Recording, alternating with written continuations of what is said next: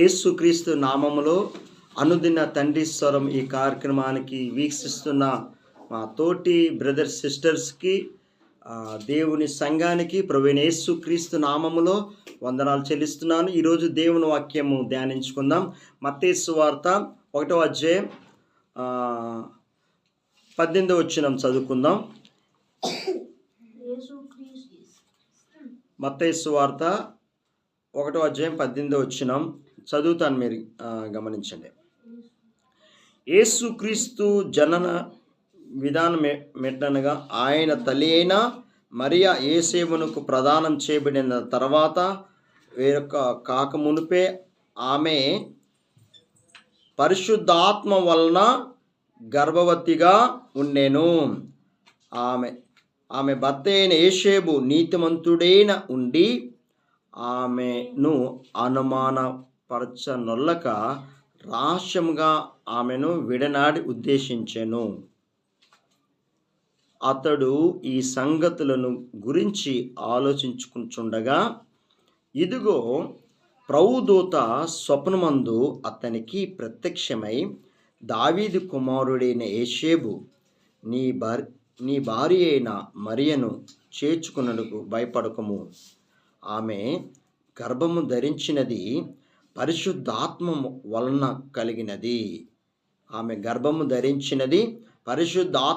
కలిగినది. ఆమె ఒక కుమార్ని కనెను. తన ప్రజలను వారి పాపముల నుండి ఆయనే రక్షించును గనుక ఆయనకు యేసు అను పేరు పెట్టబడెను.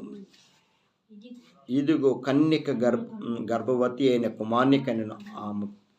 ఆయనకు ఇమ్మానుయేలు పేరు పెట్టుదురు అని ప్రభువు తన ప్రవక్త ద్వారా పలికిన మాట నెరవేర్చినట్లు ఇదంతయు జరిగెను. ఇమ్మానుయేలు అనే పేరు భాషాంతరం దేవుడు మనకి తోడేను అర్థము. చాలు.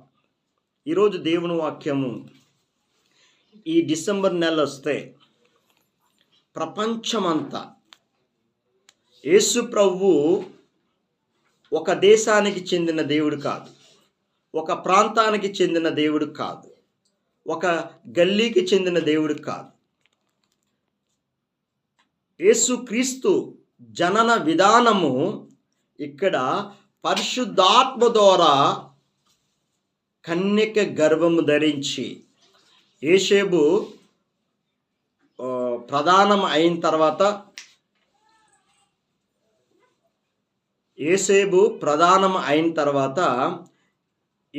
ఇది గర్భం ఎలాగ వచ్చిందని అనుమానం వచ్చింది.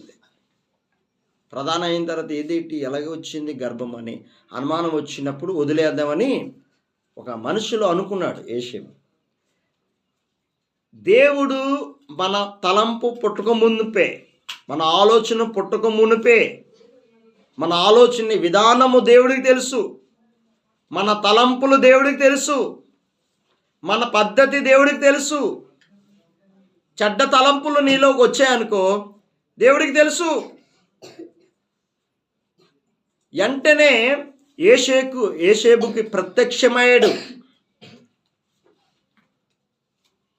యేసేపుకు ప్రత్యక్షమై, నువ్వు చేసుకుంటున్న మరియమ్మ, నీ భార్య అయిన మరియా పరిశుద్ధాత్మ ద్వారా గర్భము ధరించిందని దేవుడే దేవదూత ద్వారా యేసేపుతోని ప్రత్యక్షమయ్యాడు.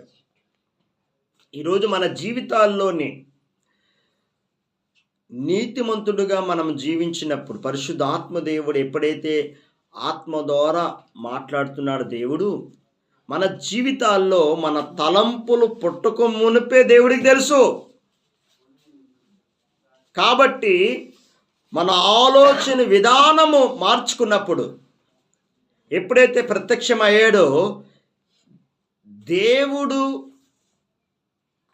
అన్ని గర్భము అంటే ఎవరైతే మంచి మనస్సు కలిగి ఉన్నారో, ఎవరైతే దేవుడికి యథార్థంగా జీవిస్తున్నారో, దేవుని దృష్టిలో ఎవరైతే ఉన్నారో ఒకే ఒక మరియమ్మ కనిపించింది దేవుడి దృష్టిలో. హల్లెలూయా. దేవుడు పై రూపము చూడడు, నీ అందము ఎలాగుందో, నీ అంద చందాల దేవుడు చూడడు, నీ హృదయాన్ని దేవుడు చూస్తాడు. ఈరోజు మన జీవితాల్లో మనుషులు పైరూపం చూస్తారు, కానీ దేవుడు హృదయ అంతరంగాలు ఎరిగే దేవుడు ఆయన. మనము దేవుని దృష్టిలో మన పేరు ఉండాలి, కానీ దేవుని దృష్టిలో జీవ గ్రంథం యందు మన పేరు ఉండాలి, కానీ మనుషుల దృష్టిలో ఉంటే ఏంటి, లేకపోతే ఏంటి. ఒక్కసారి చెప్తున్నాను, మనము దేవుని దృష్టిలో దేవుని జీవ గ్రంథం యందు నీ పేరు లేకపోతే పరలోక రాజ్యము లేదు. ఈరోజు మనుషుల కోసం బతకట్లే. ఎవరి కోసం బతుకుతున్నాం? దేవుడి కోసం మనం బతికినప్పుడే దేవుడు నీ పట్ల దేవుడు కార్యాలు చేస్తాడు. ఇక్కడ అనుమానం వచ్చింది యోసేపుకి. అనుమానాన్ని దేవుడే, ఆ మనసు రాక మునిపే దేవుడే దేవదూత పంపించి ప్రత్యక్షమయ్యి ఆ అనుమానాన్ని క్లియర్ చేశాడు. ఈరోజు మన జీవితాల్లో దేవుని దృష్టిలో మనం ఉండాలి, కానీ మనుషుల దృష్టిలో కాదు. ఇక్కడ పరిశుద్ధాత్మ ద్వారా కన్యక గర్భము ధరించింది. పరిశుద్ధాత్మ ద్వారా అంటే మొదట్లోని ఆది కాండములో చూస్తే దేవుని ఆత్మ జలమును మీద అల్లాడుచుండెను అని అక్కడ రాస్తుంది ఆది కాండంలోనే. ఇక్కడ దేవుని ఆత్మ ద్వారా కన్యక గర్భము ధరించింది. అంటే ఎందుకు చెప్తున్నా ఆత్మ ఆత్మ ఆత్మ అని? నేను దేవుడితో ఆ సంబంధము కలిగి ఉన్నాను కాబట్టి చెప్తున్నా. పరిశుద్ధాత్మ ప్రతి క్రైస్తవుడు, ప్రతి బిడ్డ యేసు రక్తములో కడగబడి ఆయన నామము యందు ఎవరైతే విశ్వాసం ఉంచుతారో పరిశుద్ధాత్మ శక్తితో నువ్వు నింపబడినప్పుడు నువ్వు దేవుని కుమారుడివి. ఈరోజు నీ మనస్సాక్షి చెప్తుంది యేసు క్రీస్తు ఈ లోకానికి ఎందుకు వచ్చాడు. వాక్యం సెలవిస్తుంది ఎందుకు వచ్చాడు. ఇక్కడ ఆమె ఒక కుమారుని కనెను, తన ప్రజలను వారి పాపము నుండి ఆయనే రక్షించును. తన ప్రజలు అంటే మనము. ఆయన పుట్టించాడు మనల్ని. మొదటి ఆదాముగా దేవుడు మొదటి ఆదాము అవ్వ చేసిన పాపము ప్రజల అందరి మీనికి పాపం వెళ్ళింది. ఈ పాపము ద్వారా నరకానికి వెళ్తున్నారు. ఈ నరకా నుంచి తప్పించాలని దేవుడు ఆది యందు వాక్యమే ఉండను, వాక్యం దేవుని యొద్ద ఉండను, ఆ వాక్యమే దేవుడే మన మధ్యలోకి ప్రత్యక్షమై కృపా సత్య సంపూర్ణుడిగా మనకి ప్రత్యక్షమయ్యాడు. ప్రవక్తలు పంపించాడు దేవుడు. ఆ ప్రవక్తల ద్వారా ఎవరికి మనుషుల్లో మారు మనసు లేదు. మోషే ధర్మశాస్త్రాన్ని పంపించాడు దేవుడు. అక్కడ కూడా ధర్మశాస్త్రం వల్ల అక్కడ కూడా మారలే ప్రజలు. ఇంకా దేవుడే ఒక ప్రణాళిక వేసుకున్నాడు. నా ప్రజలు, నా బిడ్డలు నశించిపోతున్నారు అనే దేవుడే ఒక ప్రణాళికతో వేసుకొని కాలము సంపూర్ణం అయినప్పుడే కాలం ముందు రాలేదు, కాలం వెనక రాలే. కాలము సంపూర్ణమైనప్పుడు దేవుడు ఏ సమయంలో రావాలో ఆ సమయంలో వచ్చాడు. ఈరోజు మన జీవితాల్లోని మన పట్ల ఈరోజు మన జీవితాల్లో కొంతమంది మనం పుట్టక రాకముందే, జగత్తి పునాది వేయకబడకముందే, తల్లి గర్భములో పిండక పడకముందే దేవుడు మన పట్ల ఒక గొప్ప ప్రణాళికతో ఉన్నాడు. ఆయన ఏ సమయంలో నీకు ఏది ఇవ్వాలో ఆయనకి తెలుసు. ముందువుడు వెనకవుడు. ఏ సమయానికి ఏది కావాలో ఆ సమయానికి దేవుడు ఇస్తాడు నీకు. ఉదాహరణకు ఒక ఎగ్జాంపుల్ చెప్తా మీకు. నా కుమారుడే ఉన్నాడు. 1 year అవుతుంది. 1 సంవత్సరం అవుతుంది. Daddy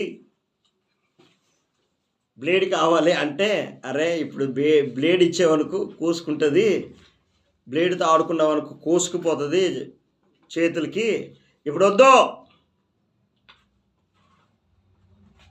blade ఇచ్చేవనుకు కోసుకుంటుంది. ఏ సమయంలో ఇవ్వాలో ఆ బ్లేడు ఆ సమయానికే ఇవ్వాలా. యవనస్తుడయ్యాడు, 16, 17, 20 సంవత్సరాలు, 21 వచ్చినప్పుడు గడ్డం పెరిగినప్పుడు ఆ టైంలో ఆ బ్లేడు ఉపయోగపడుతుంది. ముందు ఇచ్చామనుకో కోసుకుంటాడు. మనకి ఏ సమయంలో ఏది కావాలో ఆల్రెడీ దేవుడు మన కోసం అన్నీ సిద్ధపరిచాడు. ఇది దేవుడు ఏ సమయంలో రావాలో కాలము సంపూర్ణం అయినప్పుడే ఈ లోకానికి పుట్టాడు. ఇది పెట్ట కథలు కాదు, సొట్ట కథలు కాదు, చరిత్ర చెప్తుంది. యేసు క్రీస్తు జనన విధానము, ఆయన జననము పుట్టుకతోనే క్రీస్తు, ఆయన పుట్టక ముందు క్రీస్తు పురము, యేసు ప్రభు ఎప్పుడైతే పుట్టాడో క్రీస్తు శకములోకి వచ్చాము. ఇప్పుడు నువ్వు 2025 సంవత్సరం వేస్తున్నావు అంటే నువ్వు నమ్మినా నమ్మకపోయినా ఇది క్రీస్తు శకములో ఉన్నావు. ఇది సత్యము, ఇది చరిత్ర చెప్తుంది. ఈ చరిత్రని నువ్వు నమ్మినా నమ్మకపోయినా ఆ చరిత్ర రాశాడు. యేసు ప్రభు ఈ భూలోకంలో 33.5 సంవత్సరాలు ఇజ్రాయేలు దేశములో బెత్లెహేము గ్రామములో యేసు ప్రభు జననము. ఆయన సర్వోన్నతుడైన దేవుడు, రాజులకి రాజు, ప్రభువులకి ప్రభు, ఆ సింహాసనమే విడిచిపెట్టి మన తండ్రి అయిన దేవుడు ఏకైక కుమారుడైన యేసు క్రీస్తు ఈ భూలోకానికి పంపించాడు. ఎవరి కోసము? మానవుడు చేసిన ప్రతి పాపము, మానవుడు చేసిన ప్రతి శాపము, మానవుడు చేసిన శాపము నుంచి, ప్రతి పాపము నుంచి, బంధకాల నుంచి విడిపించాలని ఆ పరలోకం విడిచి ఈ లోకానికి మానవుడిగా వచ్చాడు. ఆయన సర్వోన్నతుడైన దేవుని కుమారుడు. ఆయన రాజులకి రాజు, ప్రభువులకి ప్రభు. మీరు గమనించాలా, ఎప్పుడైనా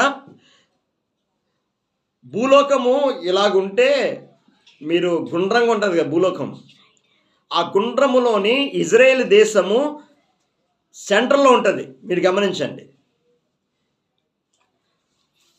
ఇజ్రాయెల్ దేశం ఎలాగుంటుంది అంటే ఈ భూలోకములో సెంట్రల్లో ఉంటుంది. ఈరోజు ఇజ్రాయెల్ దేశం అంటే ప్రపంచ దేశాలు వణుకుతున్నాయి. టెక్నాలజీ పరంగా కానీ, సైన్స్ పరంగా కానీ అన్ని రంగాల్లో అత్యధికమైన విజయాలు, నోబెల్ బహుమతులు పొందుతున్నారంటే 100లోని 80% నోబెల్ బహుమతులు ఇజ్రాయెల్ దేశానికి వస్తున్నాయి. ఇప్పుడు సాఫ్ట్వేర్ కానీ, నేను సెల్ ఫోన్ వాడుతున్నాను, ఈ సాఫ్ట్వేరు ఇవన్నీ టెక్నాలజీ పరంగా దేవుడు ఆ దేశాన్ని, దేవుడు అంత టెక్నాలజీ పరంగా అంత జ్ఞానముతో శత్రువు వస్తున్నాడంటే రాకముందే హతమార్చేస్తాడు. అంత టెక్నాలజీ దేవుడు ఆ దేశానికి ఇచ్చాడు. యెరూషలేము క్షేమము కలుగునుగాక. యెరూషలేము కోసము నువ్వు ప్రార్థన చేస్తున్నప్పుడు, యెరూషలేము నువ్వు దీవిస్తే దేవుడు నిన్ను దీవిస్తాడు.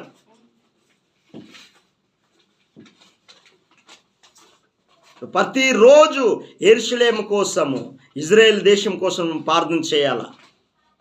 మన బాధ్యత అది.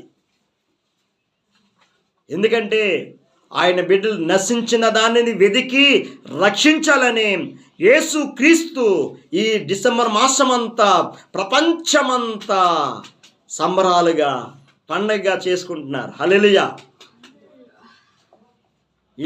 ఈ నెలంతా అమెరికా కానీ, బ్రిటన్ కానీ అన్ని దేశాలు, ఒక గల్లీ దేవుడు కాదు, ఒక ప్రాంతానికి దేవుడు కాదు, నువ్వు ఏ దేశానికి వెళ్ళు, ఏ ప్రాంతానికి వెళ్ళు, ఏ గల్లీకి వెళ్ళు, నజరేయుడైన యేసు క్రీస్తు లోక రక్షకుడు ఆయన. ఈరోజు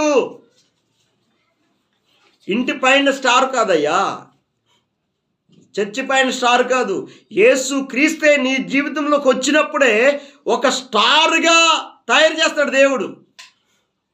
నీ జీవితంలోకి రావాలా యేసయ్యా, అప్పుడే ఒక స్టార్. నువ్వు యేసుక్రీస్తు రాకుండా నువ్వు ఇంటి పైన స్టార్లు పెట్టినా, చర్చి పైన స్టార్లు పెట్టినా, నీ జీవితంలో యేసు ప్రభు రాలేదనుకో, ఎన్ని స్టార్లు పెట్టినా వ్యర్థమే.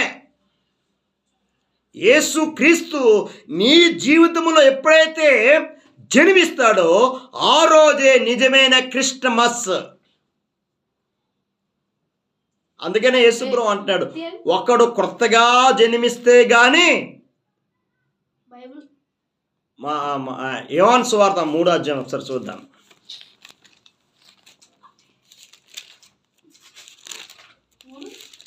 చెప్తాను వెయిట్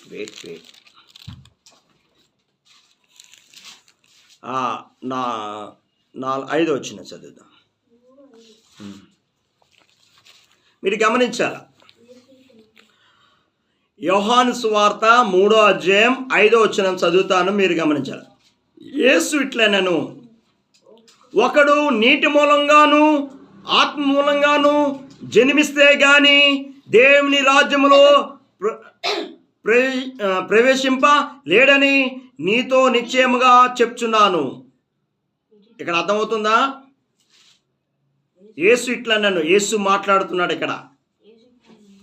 ఒకడు నీటి మూలంగాను ఆత్మ మూలంగాను జన్మిస్తేనే గాని దేవుని రాజ్యములో ప్రవేశింపడలేడని నీతో నిశ్చయంగా చెప్తున్నాను. ఈరోజు నేను చెప్తున్నాను, శరీర మూలంగా జన్మించినది శరీరమును, ఆత్మ మూలంగా జన్మించినది ఆత్మనై ఉన్నది. మీరు కొత్తగా జన్మింపవలనని నేను నీతో చెప్పినందుకు ఆశ్చర్యపడవద్దు. గాలి తనకిష్టమైన చోట విసురును, నీవు దాని శబ్దము విందును గాని అది ఎక్కడి నుండి వచ్చినో ఎక్కడికి పోనో నీకు తెలియదు. ఆత్మ మూలంగా జన్మించిన ప్రతివాడు అలాగే ఉన్నాడు అని అందుకు ఈరోజు దేవుని వాక్యం సెలవిస్తుంది, ఒక్కడు క్రొత్తగా జన్మిస్తే గాని పరలోక రాజ్యం లేదు. ఈరోజు ఈ జన్మ యేసు క్రీస్తు నీ హృదయములో ఎప్పుడైతే పుడతాడో, ఎప్పుడైతే నీ జీవితంలో యేసయ్య జన్మిస్తాడో ఆ రోజు నుంచి ప్రతి దినము క్రిస్టమస్సే, ప్రతిరోజు క్రిస్టమస్సే, ప్రతిరోజు పండగే. ఎప్పుడైతే ఆత్మ మూలంగా ఎప్పుడైతే నువ్వు పుడతావో పరిశుద్ధాత్ముడు నీలోని జన్మించాలా. నీలోని దేవుని శక్తితో నింపబడినప్పుడు ఆత్మ మూలంగా మనము జన్మిస్తాం. ఈరోజు మన జీవితాల్లో చచ్చిన వారుగా సమానంగా ఉన్నావు, జీవిస్తున్నావు, కానీ పాపము చేత చచ్చిన వారుగా ఉన్నావు. సరే, ఎఫెసీ పత్రిక 2వ అధ్యాయం.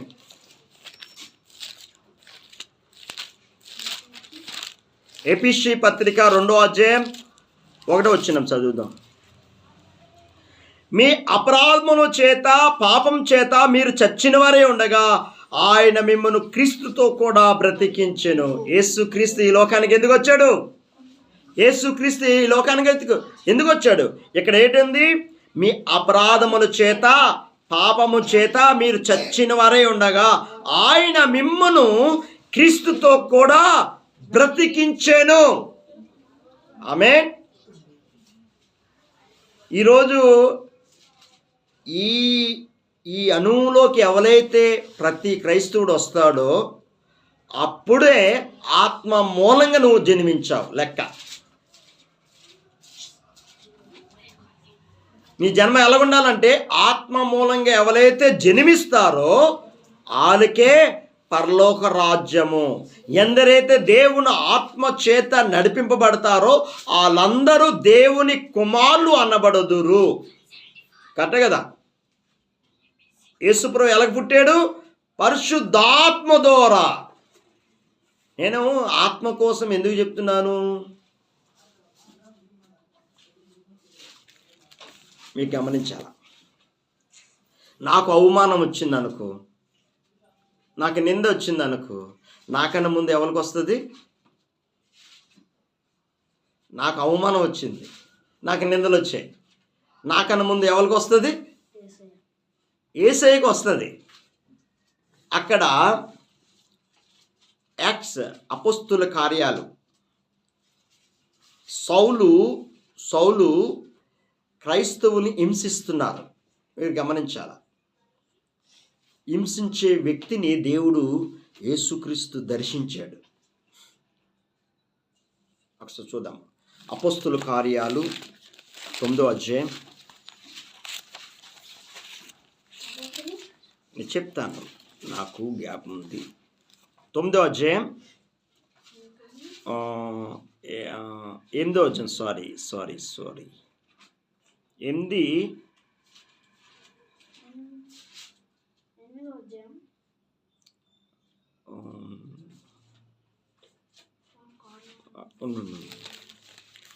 ఎక్కడ ఒకసారి చూద్దాం. ఒక్కసారి దమస్కో వెళ్ళేదారి అంటారు. సారీ అపోస్తుల కార్యాలు అక్కడ 9వ అధ్యాయం. అపోస్తుల కార్యాలు చూస్తున్నాను. ఒక్కసారి నేను చదివాను, చెప్తాను, రిఫరెన్స్ చెప్తాను, ఇప్పుడు చెప్తాను. 9వ అధ్యాయం 5వ వచనం చదువుదాం. అక్కడ మీరు గమనించాల, హింసించుచున్న సౌలు, క్రైస్తవుల్ని హింసిస్తున్న సౌలు, అక్కడ స్టీఫెన్ని కూడా పాలి భాగస్తులయ్యారు. స్టీఫెన్ కూడా అక్కడ రాళ్ళతో కొట్టి రవ్వి అక్కడ స్టీఫెన్ను ప్రార్థన చేసినప్పుడు, ప్రభువా రక్షించయ్యా, ఈ పాపము వాళ్ళ నుంచి తొలగించని శత్రువులను ఎలాగ ప్రేమించాడో మన తండ్రి, మన పరలోకం తండ్రి ప్రార్థన చేశాడు. అక్కడ స్టీఫెన్ ప్రార్థన చేశాడు. యేసుక్రీస్తు ఆ సిలువలో ఆ రక్తము చిందించినప్పుడు, ఆ సిలువలో ప్రాణం పోయినప్పుడు, తండ్రి వీరేమి చేస్తున్నారు, వీరు ఎరగరు గనక వీరిని క్షమించిన తండ్రి, శత్రువులను క్షమించాడు. మనం కూడా మన తండ్రి, పరలోకం తండ్రి పరిపూర్ణుడు గనక మనం కూడా శత్రువుల్ని క్షమించాలా. ఇక్కడ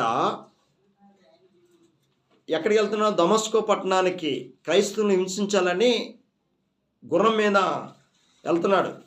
దమస్కో పట్టణానికి వెళ్తున్నప్పుడు మధ్యదారిలోని ఆ గుర్రం నుంచి ఆకాశము నుంచి ఒక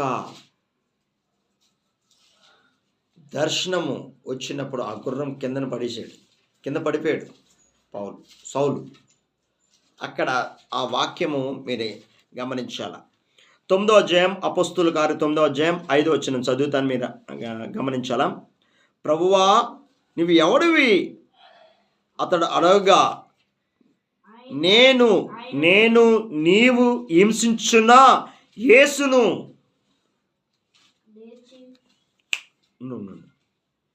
నేను నీవు హింసించున్న యేసును.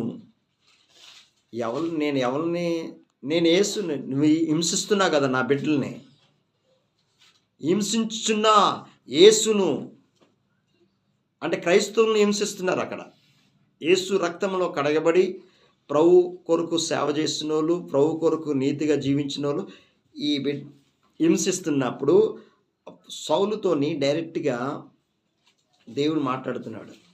నువ్వు హింసించుతున్న యేసుని అని అన్నాడు. ఎవరిని హింసించాను? నేను హింసించలేదే అంటే ఆ మాటకి అర్థం ఏంటంటే, నాకు ఏదైనా తిట్టు మాటలు వచ్చాయనుకో, యేసు రక్తంలో కడగబడి ప్రభువుని నమ్ముకున్న బిడ్డలకి ఏదైనా హింస కానీ, నింద కానీ, అవమానం కానీ వచ్చిందనుకో, నాకన్నా ముందు నా యేసుకి వస్తుంది. ఇక్కడ